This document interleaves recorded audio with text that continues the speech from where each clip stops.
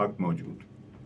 दोस्तों 17 अगस्त पंजाब दा Holocaust day है और ये बारे शायद बहुत सारे पंजाबी नहीं जानते। असल विच उहदी रिहर्सल साडे कोल हुंदी रहिंदी है क्योंकि होलोकास्ट जिहड़ा जर्मनी में सी उह ते एक कौम ने दूसरी कौम नूं तबाह और बर्बाद किया। या दुनिया में इंज हुंदा कि कोई होर अटैक करता है। इत्थे बहुत परेशानी वाली और बड़ी हैरानी वाली गल है कि इस कौम ने अपने आप नूं आप मुकाया। 17 अगस्त नूं पंजाब दी वंड दी खूनी लकीर खिंची गई, जिस तो बाद पंजाबियों ने धर्म की बुनियाद ते कुछ शरारती लोग सन जिन्हों ने ये अग भड़काई और कुछ पिछे ये पूरी 100 साल की हिकमत अमली बल्कि उस तो भी ज़्यादा सी। मैं चाहांगा तो थोड़े जे पस मंजर में असी चले जाइए जेडे रोज़ साडे इत्थे विखाड़े होंदे रहिंदे ने। कदी असी धार्मिक तौर पर एक फिरका दूसरे फिरके नूं अटैक करता है, कदी एक धर्म दूसरे धर्म नूं अटैक करता है, तो ये सारा सिलसिला उदों दा चल रहा है। 1852 तो लैके 47 तक पूरे 100 साल नहीं बनते, लेकिन अंग्रेज़ आ चुके सी बड़े सगीर विच। कब्जा बहुत पहले तकरीबन पंजाब तो 100 साल पहले वो इत्थे मौजूद सी और उन्हें अपनी हुकूमत बनानी शुरू कर दी सी। सब तो अखीर विच पंजाब ते कब्जा कर पाया। उहदियां बहुत सारी वजूहात भी ने क्योंकि सब तो वड्डियां नाबरी दियां तहरीकां गदर मूवमेंटां वो पंजाब चों चलियां। वो आज़ाद हिंद फोर्स की सूरत विच होवे, वो गदर मूवमेंट की सूरत विच होवे, पगड़ी संभाल जट्टा होवे, होर बहुत सारियां ऐसियां मूवमेंट्स ने जिन्हां दा असीं जिक्र करांगे अपने उस व्लॉग विच कि इत्थों किहड़ियां तहरीकां चलियां। अंग्रेज़ नूं सब तो ज़्यादा मुश्किल हुई पंजाब ते कब्जा करन विच और सब तो बाद विच आया और पंजाबियों का करके उन्होंने हिंदुस्तान छड्डना पिया।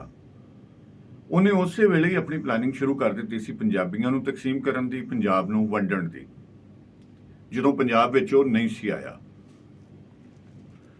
ये सारा मामला जदों हुंदा है और इत्थे आके पंजाबियों नाल जो कुछ करता है, पंजाबियों दीयां नौकरियां खत्म कर दिंदा है, पंजाबियों का रोज़गार खत्म कर दिंदा है, पंजाबियों की तालीम खत्म कर दिंदा है और दिल्ली यूपीसीपी तो जिहड़े क्लैरिकल स्टाफ है और सारे लोग इत्थे लिया के वो भर्ती करता है पंजाब दे विच। और अखबारां गवाही दिंदियां ने कि दिल्ली और लखनऊ यूपीसीपी इन्हां एरियाज़ दे विच इन्हां इलाकिਆਂ दे विच वो अखबारां ने बकायदा इश्तिहार दिते कि साडा सारे दा सारा क्लैरिकल स्टाफ जिहड़ा है वो जा चुकिया है पंजाब, लिहाजा इत्थे सानूं जरूरत है क्लैरिकल स्टाफ की।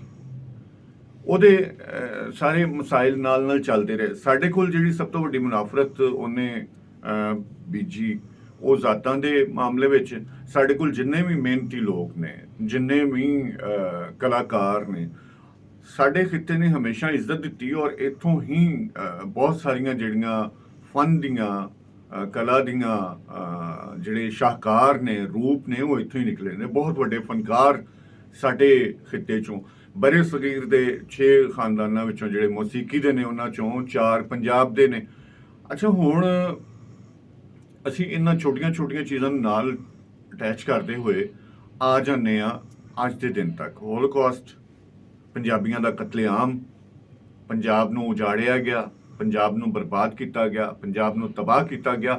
स्टिल हुण तक जदों उन्होंने खूनी लकीर खिंची है तो हिंदुस्तान दे विच ठीक तकरीबन 7-8 साल बाद पंजाब नूं 3 हिस्सों में तकसीम कर दिता गया,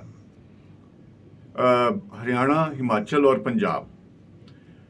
जिहड़ा इहदे नाल मैं थोड़ा जिहा मेरे ज़हन च जो गल आ रही है वो मैं तुहानूं दस दियां कि सिद्धू मूसेवाले दा जिहड़ा कतल है वो असल विच रियासती कतल है, क्योंकि जदों उन्हें वो गाना गाया है कि साडे हिमाचल ते हरियाणे वापस दवो और पानी के मामलों नूं चुक्या अपने गीतां दे विच, ते रियासत नूं ये समझ आ गई सी कि उत्थों दे हालांकि पंजाबी जागरूक ने, सुजाग ने, ਲੇਕਿਨ ਉਹਦੇ ਬਾਵਜੂਦ ਉਹਨਾਂ ਨੂੰ ਹੋਰ ਡਰ ਪੈ ਗਿਆ ਸੀ ਕਿ ਪੰਜਾਬੀ ਸਾਨੂੰ ਲੈ ਤੇ ਜਾਣਗੇ। ਲਿਹਾਜ਼ਾ ਉਹਨਾਂ ਨੇ ਉਦੋਂ ਹੀ ਵੰਡ ਤੋਂ ਫੌਰਨ ਬਾਅਦ ਹੀ, ਔਰ ਜਿਹੜੇ ਸਿੱਖਾਂ ਦੇ ਨਾਲ ਜੋ ਵਾਅਦੇ ਕੀਤੇ ਸੀ ਉਹਨਾਂ ਨੇ, ਉਹ ਨਹਿਰੂ ਨੇ ਬਿਲਕੁਲ ਭੁਲਾਏ ਨਹੀਂ, ਬਲਕਿ ਜਾਣ ਕੇ ਉਹਨਾਂ ਦੇ ਉੱਤੇ ਕੋਈ ਅਮਲ ਨਹੀਂ ਕਰਵਾਇਆ। ਇੱਥੋਂ ਤੱਕ ਕਿ ਪੰਜਾਬ 'ਚ ਜਿਹੜੇ ਕਮਿਸ਼ਨਰੀ ਹੁੰਦੀ ਸੀ ਉਹਨਾਂ ਨੂੰ ਪਹਿਲੇ ਨੋਟੀਫਿਕੇਸ਼ਨ ਆਏ ਸਨ ਕਿ ਇਹ ਸਿੱਖ ਜਿਹੜੇ ਬੜੇ ਖਾੜਕੂ ਨੇ, ਲਿਹਾਜ਼ਾ ਇਹਨਾਂ ਤੋਂ ਬਚਿਆ ਜਾਵੇ, ਔਰ ਉਹ ਫਿਰ ਜਿਸ ਤਰ੍ਹਾਂ ਇhtਜਾਜ ਦੇ ਨਾਲ ਵਾਪਸ ਹੋਇਆ। ਮਸਾਇਲ ਇੱਥੋਂ ਤੱਕ। ਹੁਣ ਮੈਂ ਆਪਣੇ ਪੰਜਾਬ ਦੀ ਗੱਲ ਕਰਾਂਗਾ। ਇੱਧਰ ਪੰਜਾਬ ਸਾਰਾ ਆਪਣਾ ਹੈ, ਉਧਰ ਵੀ ਆਪਣਾ ਹੈ, ਇੱਧਰ ਵੀ ਆਪਣਾ ਹੈ। ਉਧਰ ਤੇ ਬਹੁਤ ਕੁਝ ਹੋਇਆ। ਇੱਧਰ ਸਾਡੇ ਕੋਲੋਂ ਸਭ ਤੋਂ ਵੱਡੀ ਜਿਹੜੀ ਜ਼ਿਆਦਤੀ ਹੈ, ਸਾਡੀ ਜ਼ਬਾਨ ਜਿਹੜੀ ਖੋਈ ਸੀ ਅੰਗਰੇਜ਼ ਨੇ, ਉਹਦੇ ਆਂਡੇ ਬੱਚਿਆਂ ਨੇ ਹੁਣ ਤੱਕ ਉਹਦੇ ਤੇ ਅਮਲ ਦਰਾਮਦ ਨਹੀਂ ਹੋਣ ਦਿੱਤਾ। ਜ਼ਬਾਨ ਸਾਡੇ ਕੋਲ ਨਹੀਂ ਹੈ।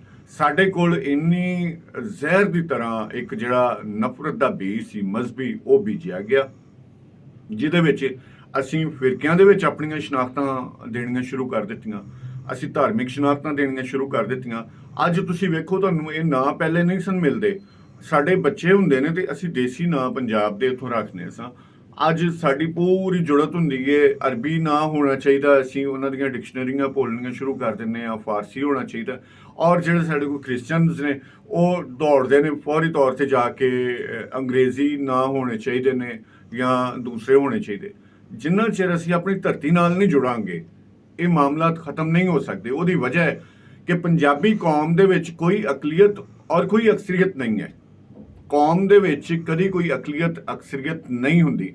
ਜੇ ਤੇ ਅਸੀਂ ਸਾਰੇ ਪੰਜਾਬੀ ਬਣ ਕੇ ਰਹਾਂਗੇ, ਇੱਥੇ ਕੋਈ ਝਗੜਾ ਨਹੀਂ ਹੋਏਗਾ, ਨਾ ਧਰਮ ਦਾ ਝਗੜਾ ਹੋਏਗਾ, ਨਾ ਫਿਰਕੇ ਦਾ ਝਗੜਾ ਹੋਏਗਾ।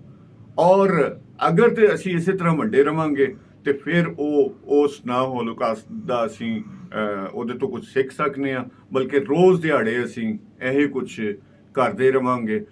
ਕੱਲ ਦਾ ਦਿਨ 17 ਅਗਸਤ ਦਾ ਕਾਲਾ ਦਿਨ ਹੈ, ਲੇਕਿਨ ਮੈਂ ਬਹੁਤ ਦੁਖੀ ਹਾਂ ਕਿ ਅੱਜ ਜੜ੍ਹਾਂਵਾਲੇ ਵਿੱਚ ਉਹਦੀ ਰਿਹਰਸਲ ਹੋਈ ਜੋ 47 ਚ ਹੋਇਆ ਸੀ। ਆਪਸ 'ਚ ਕੀਤਾ ਸੀ। 47 ਵਿੱਚ ਵੀ ਅਸੀਂ ਆਪੋ ਵਿੱਚ ਹੀ ਕੀਤਾ ਸੀ, ਅੱਜ ਵੀ ਅਸੀਂ ਆਪੋ ਵਿੱਚ ਹੀ ਕਰਨ ਡਏ ਹਾਂ।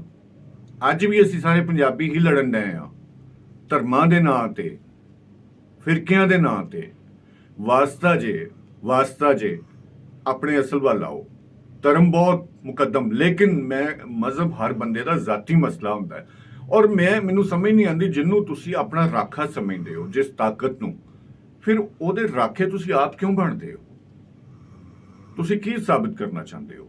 ਸੋ ਮੇਰਾ ਇਹ ਤੁਹਾਡੇ ਅੱਗੇ ਹੱਥ ਜੋੜ ਕੇ ਤਮਾਮ ਪੰਜਾਬੀਆਂ ਅੱਗੇ ਕਿ ਆਪਣੇ ਅਸਲ ਵੱਲ ਆਓ। ਆਪਣੇ ਅਸਲ ਵੱਲ ਆਓਗੇ, ਬਹੁਤ ਸੁਖੀ ਰਹੋਗੇ, ਤਰੱਕੀ ਕਰੋਗੇ, ਇਹ ਤਮਾਮ ਮਸਾਇਲ ਖਤਮ ਹੋ ਜਾਣਗੇ। ਤੇ ਕੱਲ ਦਾ ਦਿਨ ਜੋ ਹੈ ਉਹਦੇ ਉੱਤੇ ਤੁਹਾਡੀ ਮਿਹਰਬਾਨੀ, ਤਾਰੀਖੀ ਤੌਰ ਤੇ ਸਾਰੇ ਜੋ ਵੀ ਮੇਰਾ ਵੀਲੌਗ ਸੁਣ ਰਹੇ ਨੇ ਉਹ ਧਿਆਨ ਕਰਨ ਔਰ ਖਿਆਲ ਕਰਨ।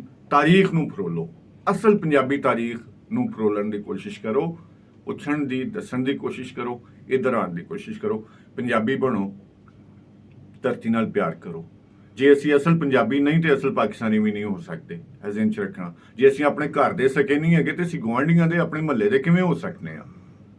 ਸਾਡਾ ਘਰ ਅੱਛਾ ਹੋਏਗਾ, ਅਮਨ ਵਾਲਾ ਹੋਏਗਾ ਤੇ ਦੂਜੀ ਜਗ੍ਹਾ ਤੇ ਵੀ ਅਸੀਂ ਅਮਨ ਕਾਇਮ ਕਰ ਸਕਾਂਗੇ। ਖੈਰ, ਤੁਹਾਡੇ ਦਮ ਦੀ। ਸਲਾਮਤ ਰਹੋ, ਖੁਸ਼ ਰਹੋ, ਆਬਾਦ ਰਹੋ, ਹੱਕ ਮੌਜੂਦ।